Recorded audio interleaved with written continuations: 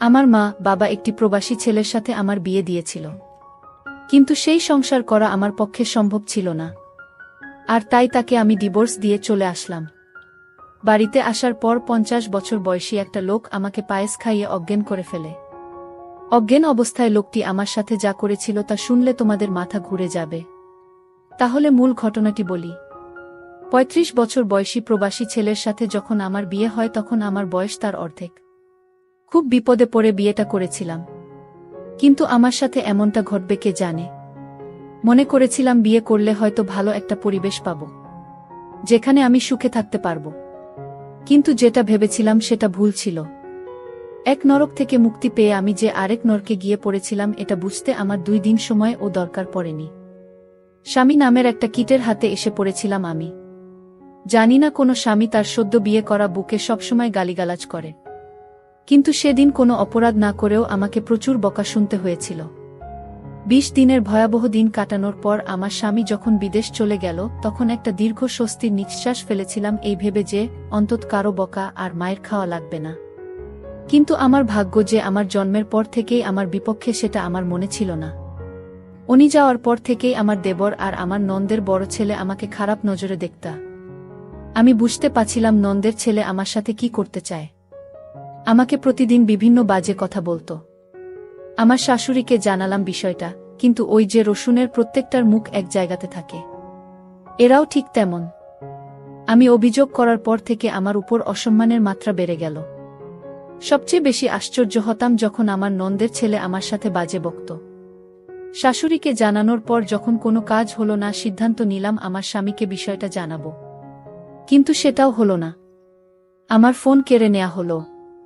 আমাকে হুমকি দেয়া হলো যদি তার ছেলের কানে কিছু যায় আমার খবর খারাপ হবে। মুখ বুজে সহ্য করা ছাড়া আমার কোনো উপায় ছিল না। আমার জায়ের সাহায্য নিয়ে আমার স্বামীকে আমি সব জানালাম, কিন্তু তাতেও কোনো লাভ হলো না। উল্টো আমার স্বামী সুমন আমাকে দুশ্চরিত্রা বানালো, আর যত রকমের বাজে কথা আছে সব শুনিয়ে দিল আমাকে। সেদিন সারাদিন রাত আমি কান্না করেছিলাম। যে সংসারে স্বামীর কাছে বউয়ের কোনো মূল্য থাকে না সেই সংসারে থাকা আর না থাকা সমান। তবুও মুখে কুলুপ এঁটে অত্যাচার সহ্য করে যাচ্ছিলাম। এর মাঝে আমি আমার বাবার বাড়ির বেড়াতে যেতে চাইলে আমার শাশুড়ি আমাকে বলল, তুমি যদি এই বাড়ি থেকে এক পা কোথাও যাও তাহলে আমার ছেলেকে ডিভোর্স দিয়ে যেতে হবে। আমার পায়ের তলা থেকে মাটি সরে গিয়েছিল আমার শাশুড়ির কথা শুনে। বাপের বাড়ি যাওয়ার সাথে যে ডিভোর্সের সম্পর্ক আছে সেটা আমি প্রথম ওই বাড়ি থেকেই দেখেছিলাম। এভাবে 6 মাস কেটে যায়। এর মাঝে আমার বাবা, বড়ভাই বা সৎমা কেউ আমাকে একটাবারের জন্যও দেখতে যায়নি। আমার স্বামী মালয়েশিয়া থেকে বাড়িতে আসার সাথে সাথে আমাকে ডিভোর্স দিতে নিয়ে যাওয়া হয়। উনি আমার একটা কথাও শোনেনি। ওর মায়ের কথা শুনেই আমাকে ডিভোর্স দিতে নিয়ে যায়। আমার স্বাক্ষর হবার পর আমাকে বলে এবার কোথায় যাবি যা। আমার মোবাইল, কিছু টাকা, গহনাসহ যাবতীয় কিছু রেখে দেয় ওরা। শুধু স্যান্ডেল পায়ে সেদিন ওই বাড়িকে পর করে চলে এসেছিলাম। আর বারবার আল্লাহর কাছে বলেছিলাম, আল্লাহ আর কোনো মেয়ের সাথে যেন এমনটা না হয়। বিয়ের সময় ভেবেছিলাম কষ্ট হয়তোবা বিদায় করে দিয়ে বাপের বাড়ি থেকে চলে গেলাম, কিন্তু অভাগীর দিকে কষ্ট বারবার ফিরে তাকায়, তার পিছু ছাড়তে চায় না।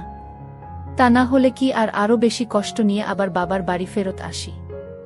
বাড়িতে ঢুকে যার সাথেই দেখা হয় সেই আমাকে অচেনা লোক মনে করে এড়িয়ে চলতে শুরু করে। একমাত্র আমার চাচি আমাকে জড়িয়ে ধরে কান্না করে আর আমাকে মেন্টালি সাপোর্ট করে। কিন্তু যাদের সাপোর্ট দরকার তারা যদি না করে তাহলে কি আর কষ্ট কমে? আমার ভাবির কাছে গেলাম, সে আমাকে বলল ভাইয়ের কাছে গিয়ে ক্ষমা চাইতে। মনে অনেক সাহস সঞ্চয় করে বড় ভাইয়ের কাছে একটু ছায়া খোঁজার আশায় গেলাম, কিন্তু সেই ভাই আমাকে সেই দিন মারছিল আর গালি দিচ্ছিল। ভাবি গর্ভবতী ছিল, আমাকে ঠেকাতে গিয়ে সেও ভাইয়ের হাতে মার খেয়েছিল। ভাই শুধু বলতেছিল সব দোষ নাকি আমার, কিন্তু কেউ একটাবার বুঝতে চায় নাই যে আমার সংসার ভাঙাতে আমার কোনো দোষ নাই।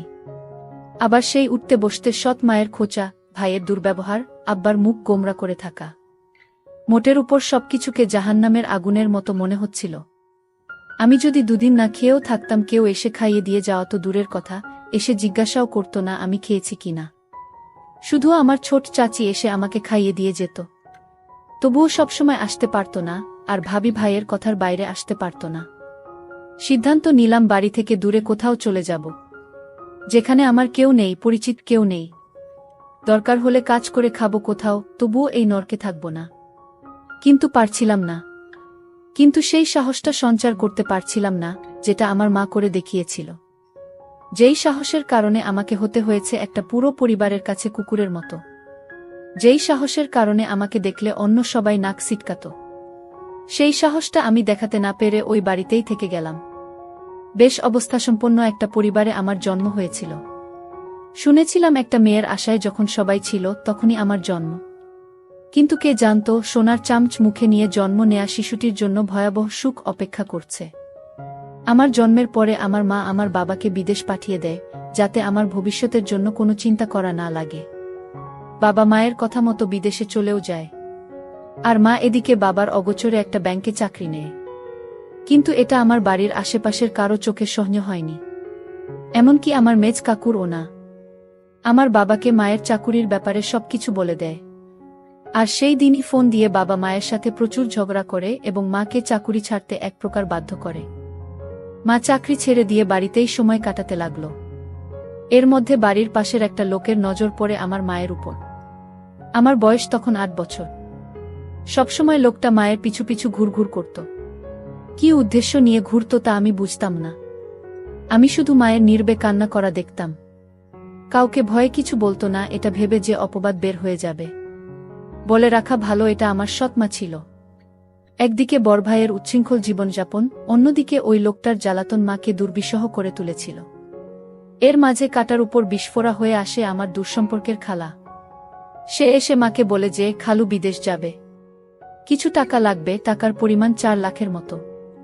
মা তার বোনের মুখের দিকে তাকিয়ে টাকা দেওয়ার কথা বলে, কিন্তু সেটা আমাদের গ্রাম থেকে উচ্চ সুদে নিয়ে। আর সেই সুযোগটাকেই কাজে লাগায় ওই বদলোকটা। আমার মাকে 2 লাখ টাকা ধার দেয়। হয়তোবা ভাগ্যে এমন ছিল, দুর্ভাগ্যবশত খালু টাকা ধরা খায়। সেটাই হয়ে যায় আমার মায়ের জীবনের জন্য সবচেয়ে বড় ভুল।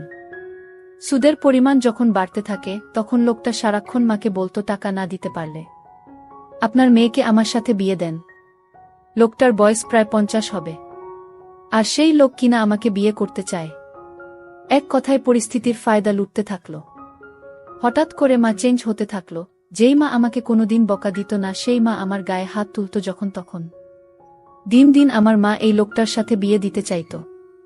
তখন তো বুঝতাম না কাহিনী কি, যেটার বাঁধন থেকে মা বেরিয়ে আসতে পারে নাই। লোকটা দেখতে খুব বাজে ছিল, আর সেই লোকের সাথে আমার বিয়ে দিতে চায়।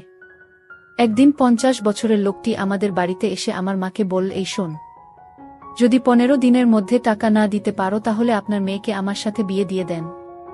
আমার মা আমাকে বুঝিয়ে বলল, আমি এত টাকা কোথায় থেকে দিব? তুই বরং লোকটাকে বিয়ে করে ফেল, ওর অনেক টাকা পয়সা আছে, তুই সুখে থাকবি। তুই আর না করিস না মা। লোকটার বয়স হয়তো একটু বেশি। আমি মাকে বললাম, মা, আমি দরকার হয় মরে যাব, তাও ওই বুইরা লোকটাকে বিয়ে করতে পারবো না। আমি মনে মনে সিদ্ধান্ত নিলাম আমি এই বাড়ি থেকে পালিয়ে যাব। কিন্তু পালিয়ে কোথায় গিয়ে থাকবো, কার কাছে যাব? কিন্তু আমি পালিয়েও যেতে পারলাম না। যেদিন ঘর থেকে পালাবার চেষ্টা করছিলাম, সেই দিন ঘর থেকে বাহির হওয়ার সময় মা দেখে ফেলে। তারপর আমার পিছু নেয়। আমি যখন একটা সিএনজিতে উঠলাম, আর সেই সিএনজিতে বসা ছিল সেই লোকটা যার সাথে আমার বিয়ে হবার কথা। লোকটার নাম শুনেছিলাম আকবর আলী। সেই আকবর আলী আমাকে দেখে ধরে ফেলে এবং বাসায় নিয়ে যায়। বলে রাখা ভালো যে মা এই 50 বছর বয়সী আকবর আলীর সাথে বিয়ে দিতে চাইছে। সে আসলে আমার আপন মা না, সে আমার সৎমা। আর সৎমা বলেই এরকম একটা 50 বছর বয়সী লোকের সাথে আমার বিয়ে দিতে চাইছে। তাছাড়া ঋণ পরিশোধ করতে আমাকে তার সাথে বিয়ে দেওয়া হচ্ছে। যাই হোক, আমাকে সিএনজি থেকে লোকটা ধরে বাড়িতে নিয়ে আসলো আর বলল, শোন, আমার কিসের অভাব? আমার সাথে বিয়ে হলে তোর সমস্যা কি? আমি লোকটিকে বললাম, দেখুন, আপনি আমার বাবার বয়সী, আপনি আমাকে এখান থেকে চলে যেতে দিন। আমি এখানে থাকব না আর আপনাকে বিয়ে করতে পারবো না। দরকার হয় মরে যাবা, তাও আপনার সাথে আমার বিয়ে হবে না। লোকটি আমার কথা শুনে আমাকে জোরে একটা তাপ্পড় মেরে বলল, এই মেয়ে, কি ভাবছিস তুই? আমার টাকার কি সুতা নাই? তোর মা যদি 1 সপ্তাহের ভিতরে টাকা ফেরত না দেয় তাহলে তোর অবস্থা খুব খারাপ হয়ে যাবে। হঠাৎ লোকটির ব্যবহার পরিবর্তন হতে শুরু করল। লোকটি বলল, শোন মা, আসলে আমি ভুল করেছি। তুই আমার মেয়ের মতো, আজ যদি আমার একটা মেয়ে থাকতো তাহলে আমি কি এরকম একটি লোকের হাতে তুলে দিতে পারতাম? লোকটির পরিবর্তন দেখে আমার মনের ভিতর সন্দেহর সৃষ্টি হল। লোকটি হঠাৎ এরকম পরিবর্তন হলো কেন? এই বিষয়টা নিয়ে আমি অনেক চিন্তিত হলাম। লোকটি আমার জন্য নিজ হাতে রান্না করে আমার জন্য খাবার নিয়ে এলো। আমি বললাম, আমি খাবো না, আমাকে এখান থেকে যেতে দিন, আমি এখানে থাকতে চাই না, এখানে আমার দম বন্ধ হয়ে আসছে। আকবর আলী তখন আমায় বলল, ঠিক আছে, তুই যেখানে যেতে চাস সেইখানেই তোকে যেতে দিব, কিন্তু আজ রাতটা আমার বাসায় থেকে যা। আমি কথা দিচ্ছি কাল সকালে আমি তোকে আর আটকাবো না, আমি তোকে বিদায় দিয়ে দিব। তুই যেখানে যেতে চাস সেইখানেই যাবি। আমার মনের ভিতর আরো সন্দেহর সৃষ্টি হলো, আজ রাত থাকার কথা বলছে কেন? কি হয় জানি না। আকবর আলীর বাড়িতে কেউ নাই। আকবর আলীর বউ মারা গেছে। তার একটা ছেলের সন্তান আছে, সে বিদেশে থাকে। আকবর আলী নিজে রান্না করে, মাঝে মাঝে বোয়া এসে রান্না করে দিয়ে যায়।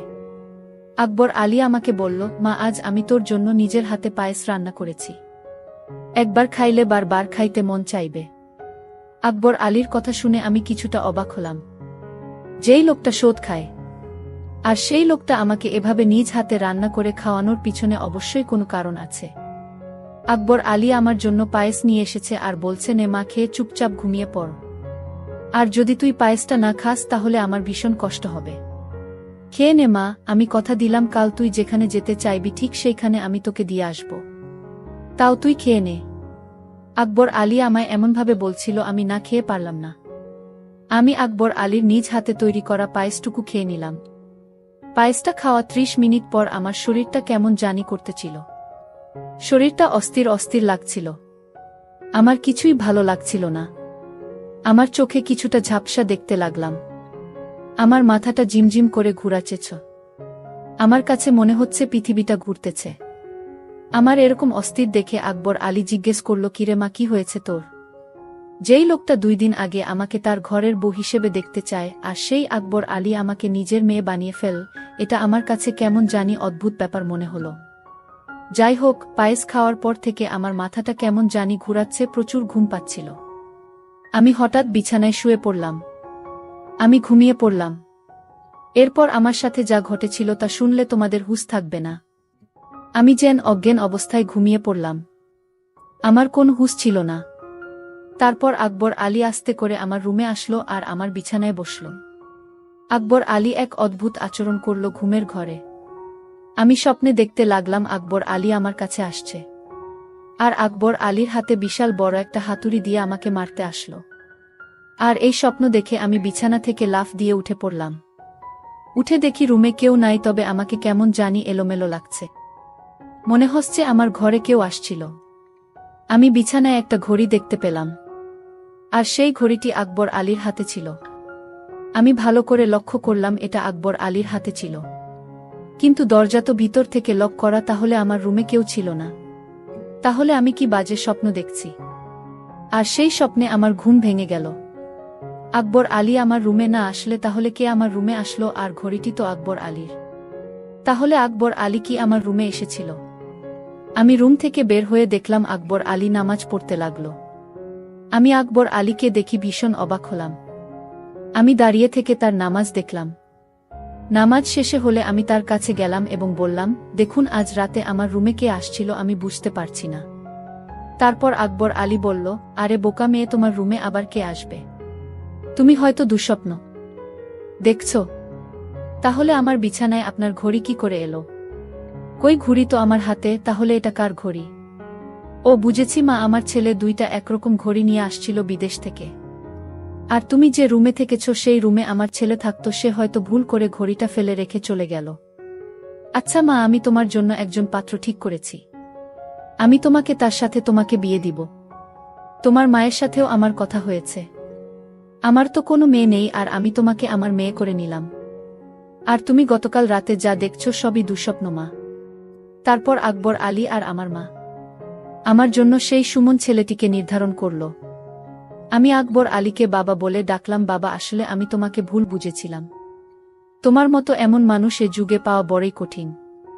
তারপর আকবর আলী বাবা আমার বিয়ের সমস্ত খরচ বহন করে আমাকে সুমনের সঙ্গে বিয়ে দিয়ে দিল।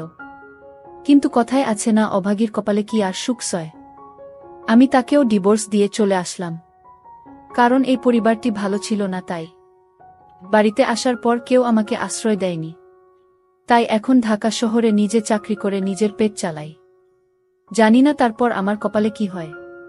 আজকের গল্পটি এখানেই শেষ করলাম। যদি গল্পটি ভালো লাগে তাহলে চ্যানেলটি সাবস্ক্রাইব করে পাশে থাকবেন। ধন্যবাদ।